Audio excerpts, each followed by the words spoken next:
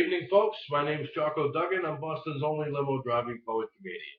At least nobody has ever stepped forward to challenge that claim of mine.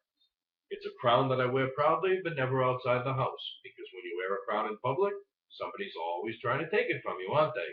It's been that way since the beginning of time. It's been that way throughout time. It'll probably be that way when the world stops turning. We're all trying to get each other's crowns. And even though mine is the humblest of thrones, I know eventually somebody's going to want to take it from me. Where did all of this begin? I don't know. But I think it might have been something like this. Said Caveman 1 to Caveman 2, I think now that I am better than you. I'm taller and stronger, more children I sire. I kill bigger beasts, and I make more fire. I therefore declare that what was yours is now mine, and furthermore I dare you to cross this line. Caveman 2 was shaken and humbled. He knew there was truth in what his enemy grumbled. I'm smaller and weaker, I'm really no match. But perhaps I am smarter. Yes, a plot I will hatch. And then he thought, sticks and stones will break his bones, perhaps even do more damage. If I wait until his back is turned, he'll be much easier to manage. And when he launched the attack, Caveman 1 fell quite dead, and the victory went right into Caveman 2's head. Now all he could think is more power I need.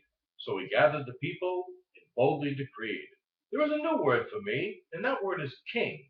It means I own you and your every thing. To me you will bow, for me you will toil. You'll raise all my beasts and till my rich soil.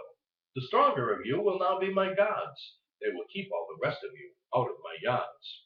And the people, of course, cowered into compliance, but never before had they ever seen violence. And life went on as the king had decreed. Everyone bowed to his every whim, every need. They fashioned him crowns and built for him thrones, and invented new ways that he could throw stones, inventions which would prove to be a right handy thing. When news reached the castle, there was yet another king.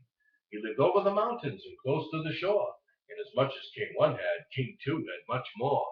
Bah, said King 1, King 2 is a phony. When it's invented, I'm sure he'll be full of baloney. Gather my gods and my strongest of peasants. We're going to make King 2 aware of our presence. I'll show him most certain there cannot be two kings, and I hope he does like all my rock-throwing things. But up on the mountain, King 1 felt dismay, for King 2 had decided to meet him halfway. And not only did King 2 have rocks he could throw, he also had arrows that flew from a bow. The first arrow hit King 1 right in the heart. Then his gods and his peasants all tried to depart. King 2 got them surrounded, made them beg for their lives, which he gave them in exchange for their goats and their wives. But then he said, you're most welcome. I need you, you see, but tomorrow we're visiting King number 3.